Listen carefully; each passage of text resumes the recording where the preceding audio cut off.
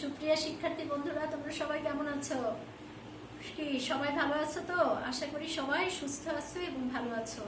আমিও আছি, আল্লাহর রহমতে ভালো আছি। তো আমি তো বারবার তোমাদের মানে একই কথা বলছি যে যেহেতু এখন মহামারী চলছে, করোনা মহামারী, তো তোমরা সবাই কি করবে? স্বাস্থ্যবিধি মেনে চলবে এবং সবাই সবসময় ঘরেই থাকবে এবং সুস্থ থাকবে।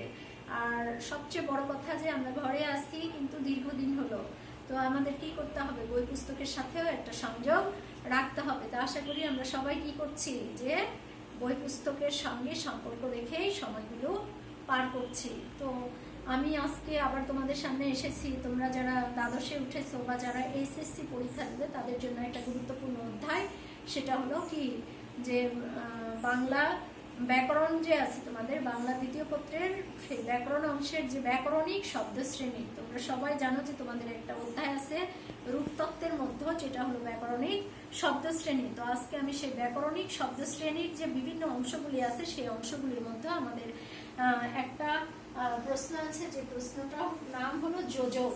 দেখো তোমরা সবাই খেয়াল করো যে যোজক কাকে বলে, কত প্রকার, কি কি, উদাহরণ সহ আলোচনা করো। যোজক কাকে বলে, কত প্রকার, কি কি, উদাহরণ সহ আলোচনা করো। এখানে কিন্তু অনেক ধরনেরই শব্দ মানে প্রশ্ন পরীক্ষায় আসে, যে ব্যাকরণিক শব্দ শ্রেণী কাকে বলে, ব্যাকরণিক শব্দ শ্রেণীর শ্রেণী বিভাগগুলি আলোচনা করো, অথবা বিশেষ্য আছে, সর্বনাম আছে, তোমাদের হচ্ছে ক্রিয়া আছে, ক্রিয়া বিশেষণ আছে, তো এরকম আবেগ শব্দ আছে। তো এরকম যে কয়েকটা গুরুত্বপূর্ণ প্রশ্ন আছে তার মধ্যে এই যোজক একটা খুবই গুরুত্বপূর্ণ প্রশ্ন, যে প্রশ্নটা তোমাদের পরীক্ষায় মানে বোর্ডের পরীক্ষায় দেখা যায় যে পাবলিক পরীক্ষাগুলোতে এসে থাকে। তো আমরা প্রথমতই দেখতে পাচ্ছি যে যোজক কাকে বলে, কত প্রকার, কি কি, এবং উদাহরণ সহ আলোচনা করো। তো এই প্রশ্নটা যদি আমরা শ্রেণী বিভাগ সহ উদাহরণ দিয়ে যদি পরীক্ষার খাতায় সঠিকভাবে লিখতে পারি, তাহলে আমরা অবশ্যই কি করব? পূর্ণ নম্বর পাওয়ার আশা রাখছি। তো দেখি যে যোজক কাকে বলে। দেখো আমি লিখেছি যে শব্দ একটি বাক্যাংশের সাথে অন্য একটি বাক্যাংশ অথবা বাক্যস্থিত একটি শব্দের সঙ্গে অন্য একটি শব্দের সংযোজন মানে কি? যে সংযুক্ত হওয়া। বিয়োজন মানে কি? যেটাকে বিয়োগ বলা হয়, যে যেটাকে হলো মাইনাস বলা হয়। এবং সংকোচন ঘটায়। সংকোচন মানে কি? যে শব্দের অর্থটাকে একটু কি করে? যে খাটো করা, যেটাকে বোঝায়। সংকোচন ঘটায় তাকে যোজক বলে। তাহলে যে শব্দ একটি বাক্যাংশের সাথে অন্য একটি বাক্যাংশের অথবা বাক্যস্থিত মানে বাক্যে অবস্থিত একটা শব্দের সাথে অন্য একটা শব্দের কি করতে পারে? যে সংযোজন ঘটাতে পারে, বিয়োজন ঘটাতে পারে এবং সংকোচন ঘটাতে পারে, এরকম যে শব্দ তাকেই কি বলা হয়? যোজক বলা হয়। যে শব্দ একটা বাক্যাংশের সাথে আরেকটা বাক্যাংশের অথবা বাক্যের একটা শব্দের সাথে আরেকটা শব্দের কি করে? যখন সংযোগ সাধন করে অথবা বিয়োজন ঘটায় অথবা সংকোচন ঘটায়, এরকম শব্দকেই কি বলা হয়? যোজক বলা হয়। দেখো আমি উদাহরণ দিয়েছি, উদাহরণটা দেখলেই তোমরা বুঝতে পারবা। যেমন এখানে আমি বলেছি যে অর্ঘ গান করুক আর চৈতি তবলা বাজাক। তার মানে কি? যে এখানে যে আর যে শব্দটা আমি ব্যবহার করেছি, এই শব্দটা কি করেছে? এই বাক্যাংশের সাথে এই বাক্যাংশকে কি করেছে? সংযোগ সাধন করেছে, সংযুক্ত করেছে। যে অর্ঘ একজনের নাম, চৈতি আরেকজনের নাম।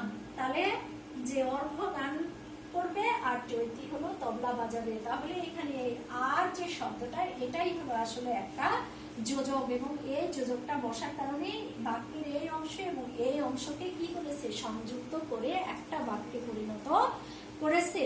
তাহলে এই শব্দটাই আসলে কি? যোজক। তোমরা বুঝতে পেরেছো? আর বৈশিষ্ট্যের দিক থেকে যোজককে কয় শ্রেণীতে ভাগ করা হয়? 5 শ্রেণীতে ভাগ করা হয়। যোজককে কয় শ্রেণীতে ভাগ করা হয়? 5 শ্রেণীতে ভাগ করা হয়।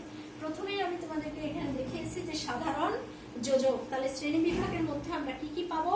যে সাধারণ যোজক পাবো, তারপরে হলো বৈকল্পিক যোজক পাবো, তারপরে বিরোধমূলক যোজক পাবো, কারণবাচক যোজক পাবো এবং সাপেক্ষ যোজক পাবো। তাহলে এখানে আমরা দেখতে পাচ্ছি যে প্রথমে যেটা আমরা দেখব সেটা হলো সাধারণ যোজক। বলছে যে যোজক দ্বারা একাধিক শব্দ, বাক্যাংশকে সংযুক্ত করা যায়। যে যোজক কি করে, যে একাধিক শব্দ বাক্য বা বাক্যাংশকে সংযুক্ত করে তাকেই বলা হয় সাধারণ যোজক। যে যোজক একাধিক শব্দ বাক্য এবং বাক্যাংশকে সংযুক্ত করে তাকেই কি বলা হয়, সাধারণ যোজক বলা হয়। দেখো আমি এখানে একটা উদাহরণ দিয়েছি। উদাহরণ বলা আছে যে সে ঢাকা যাবে এবং চিড়িয়াখানা দেখবে। কি করেছে, যে এই অংশটা এখানে এবং শব্দটা কি করেছে, যে এইটার সঙ্গে সংযুক্ত করে দিয়েছে। এই যে সংযুক্ত করার প্রক্রিয়া, সেই এখানে এবং শব্দটাই কিন্তু আসলে একটা যোজক শব্দ বা একটা যোজক। তাহলে এইটাকে কি বলা হয়েছে, সাধারণ যোজক বলা হয়েছে। যে যে যোজক একাধিক শব্দ বাক্য বা বাক্যাংশকে কি করবে, সংযুক্ত করবে, এরকম যোজককেই কি বলা হয়, সাধারণ যোজক বলা হয়ে থাকে। তোমরা বুঝতে পেরেছো?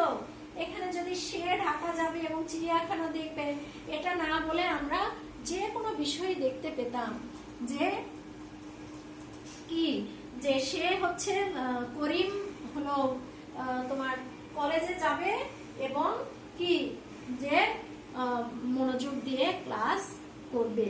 তো এরকম যে বিষয়টা, সেই বিষয়টাই হলো আসলে সাধারণ যোজক। তোমরা নিশ্চয় কি করছো, আমার কথা মনোযোগ দিয়ে শুনছো, কি শুনতে পাচ্ছো, বুঝতে পারছো আমার কথা? আচ্ছা ঠিক আছে, তাহলে এর পরের যে প্রকারভেদটা আমরা সেই প্রকারভেদটা দেখব। এই অংশগুলো তোমরা কিন্তু ইচ্ছা করলে কি করতে পারো, খাতায় তুলেও নিতে পারো। যে তোমরা খাতায় তুলে নিয়ে যদি এগুলো বুঝে বুঝে খুব সুন্দর করে যদি মনোযোগ দিয়ে মুখস্থ করো, তাহলে কিন্তু আমরা পরীক্ষার খাতায় কি করতে পারবো, সঠিকভাবে লিখতে পারবো। এরপরে আমরা যে অংশটা পাবো সেটা হলো 2 নম্বর, বৈকল্পিক যোজক। বৈকল্পিক যোজক। তাহলে এখানে বৈকল্পিক যোজকে কি বলা হয়েছে, যে যোজক দ্বারা, যে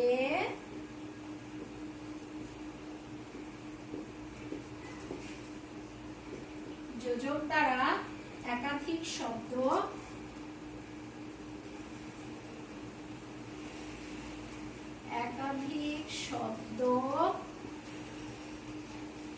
বাক্য বা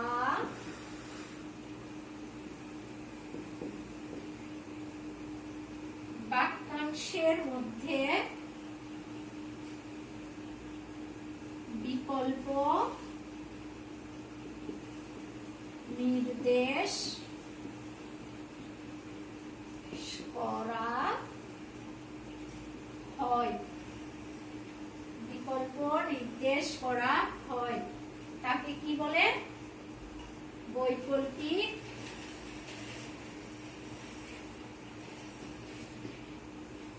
যোজক বলে। তাহলে দেখো আমরা এখানে দেখতে পাচ্ছি যে যে যোজক দ্বারা কি করবে, একাধিক শব্দ বাক্য বা বাক্যাংশের মধ্যে কি করা হবে, বিকল্প নির্দেশ করা হবে, সেটাকে কি বলা হয়, বৈকল্পিক যোজক বলা হয়। যেমন দেখো আমি উদাহরণ দিলে তোমরা বুঝতে পারবে। বলা হয়েছে যে জ্বর ভালো হলে, জ্বর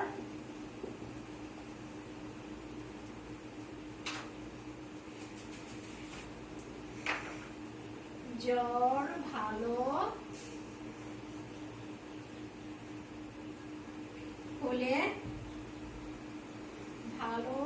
হলে, তুমি কলেজে যাবে, নতুবা যাবে না। তাহলে দেখো আমরা এখানে কি দেখতে পাচ্ছি, যে যোজক দ্বারা কি করবে, যে যোজক একাধিক শব্দ বাক্য বা বাক্যাংশের মধ্যে কি করবে, বিকল্প নির্দেশ করবে। এই বিকল্প নির্দেশ যখন করবে তখন সেটাকে কি বলা হয়, বৈকল্পিক যোজক বলা হয়। আমি দেখো তোমাদেরকে এখানে উদাহরণ দিয়ে দেখিয়েছি যে জ্বর ভালো হলে তুমি কলেজে যাবে, নতুবা যাবে না, মানে কি বিকল্প এখানে দেখানো হয়েছে। দেখো এই নতুবা শব্দটাই আসলে একটা বৈকল্পিক যোজক। বলছে যে তুমি মানে কি বিকল্প হিসেবে এখানে দেখানো হয়েছে যে তুমি কি করবে, যে তোমার জ্বর আসছে, জ্বর ভালো হলে কলেজ যেতে পারবে, না হলে তুমি যাবে না। তার মানে কি যে এখানে নতুবা শব্দটা আসলে বিকল্প হিসেবে ব্যবহার করা হয়েছে। এই যে অবস্থায় এটাকে কি বলা হয়, বৈকল্পিক যোজক বলা হয়। এরপরে আমরা যেটা পাবো সেটা হলো বিরোধমূলক যোজক। দেখো 3 নম্বর কি, বিরোধমূলক যোজক।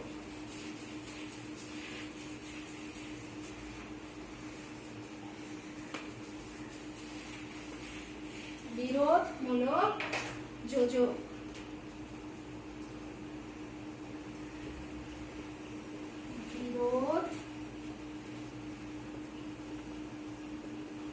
বিরোধমূলক যোজক বলছে যে যোজক দ্বারা, যে যোজক দ্বারা, যে যোজক দ্বারা দুটি বাক্যের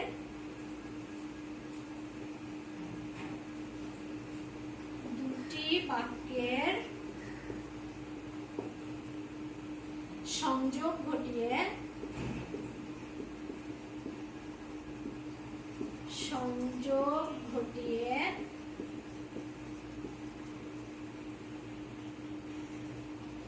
দ্বিতীয়টি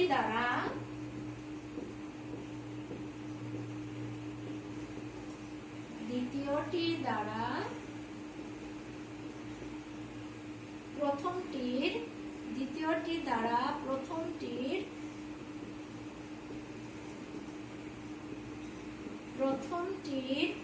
সংশোধন বা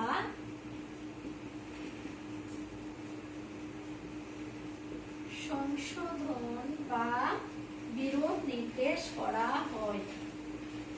বিরোধ নির্দেশ করা হয়।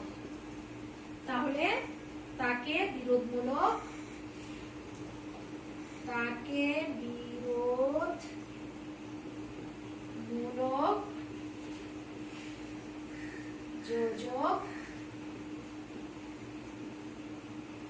যোজক বলে।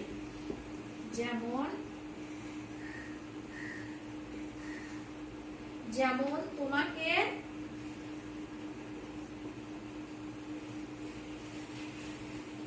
পড়তে বসতে বললাম, কিন্তু বসলে না। তাহলে দেখো আমরা এখানে কি পাচ্ছি, এখানে বলা আছে যে 3 নম্বর যেটা আমরা পেলাম সেটা হলো বিরোধমূলক যোজক। এই বিরোধমূলক যোজকে কি বলা হয়েছে, যে যোজক দ্বারা দুটি বাক্যের সংযোগ ঘটিয়ে দ্বিতীয়টি দ্বারা প্রথমটির সংশোধন বা বিরোধ নির্দেশ করা হয়, তাকে কি বলা হয়, বিরোধমূলক যোজক বলা হয়। যেমন দেখো এখানে বলা হয়েছে যে তোমাকে পড়তে বসতে বললাম, কিন্তু বসলে না।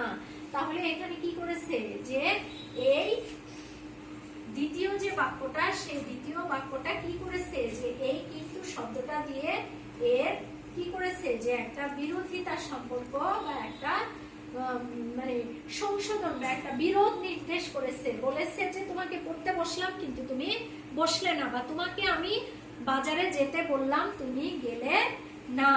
মানে কি দ্বিতীয় বাক্যটা একটু কি করেছে, এখানে একটা বিরোধ নির্দেশ করেছে যে তোমাকে যা করতে বলা হলো তুমি সেটা কি করলে না। তো এই ধরনের যে বাক্য সেটাই হলো আসলে বিরোধমূলক যোজক। এখানে কিন্তু শব্দটা বসে কি করেছে, দ্বিতীয় বাক্যটা প্রথম বাক্যের একটু বিরোধিতা করেছে বা একটু বিরোধ নির্দেশ করেছে। সেই জন্য বলা হয়েছে যে যোজক দ্বারা দুটি বাক্যের সংশোধন ঘটিয়ে দ্বিতীয় বাক্যটি দ্বারা প্রথম বাক্যটির কখনো সংশোধন করা হবে বা কখনো বিরোধ নির্দেশ করা হবে, এরকম যে বিষয়টা সেটাই হলো আসলে বিরোধমূলক যোজক। এরপরে আমরা 4 নম্বর পাবো। 4 নম্বর হলো কারণবাচক যোজক।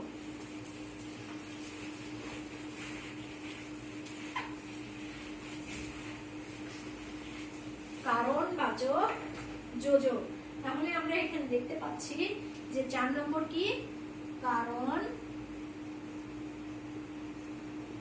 বাচক যোজক।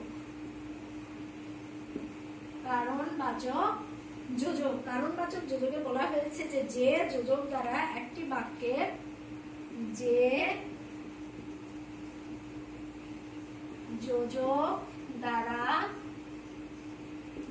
যোজক দ্বারা একটি বাক্যের কারণ হিসেবে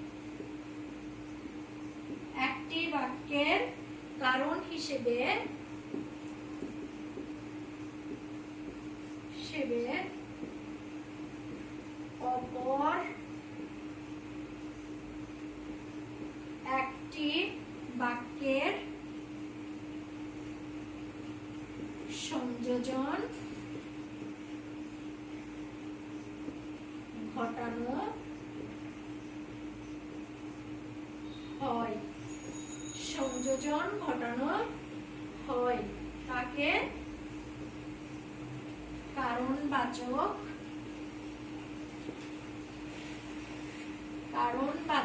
যোজক বলে। দেখো এখানে উদাহরণে বলা হয়েছে যে তুমি বাইরে, যেমন তুমি বাইরে যাবে না, কারণ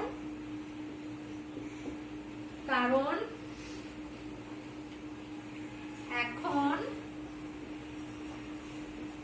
করোনা পরিস্থিতি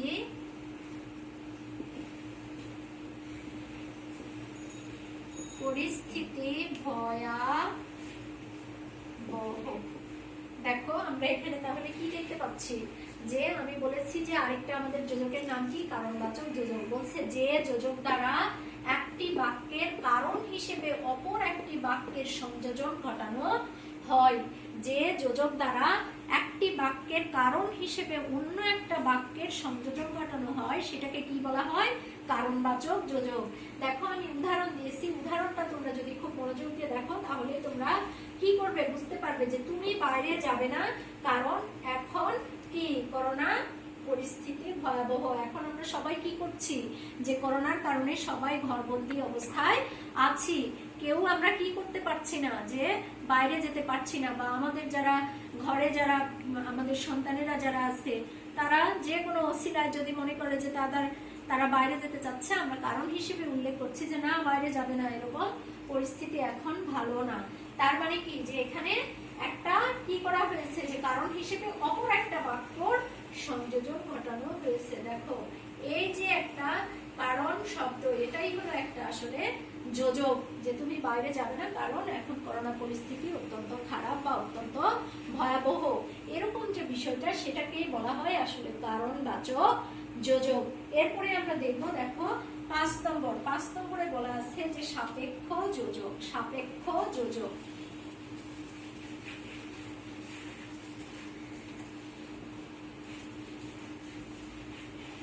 সাপেক্ষ যোজক।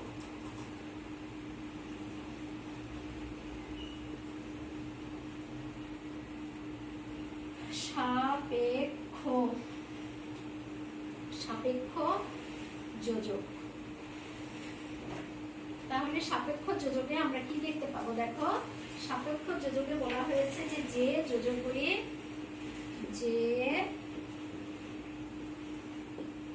যোজকগুলো একে অন্যের পরিপূরক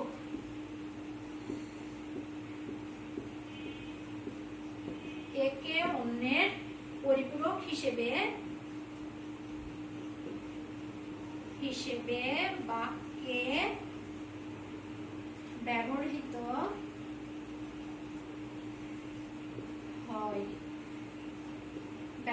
হয় তাকে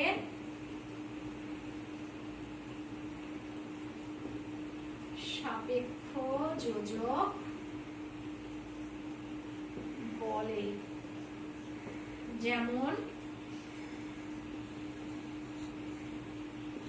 যেমন যদি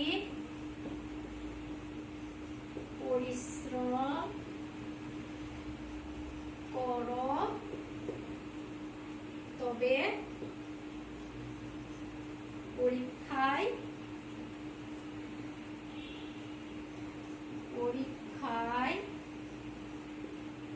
প্রথম হবে।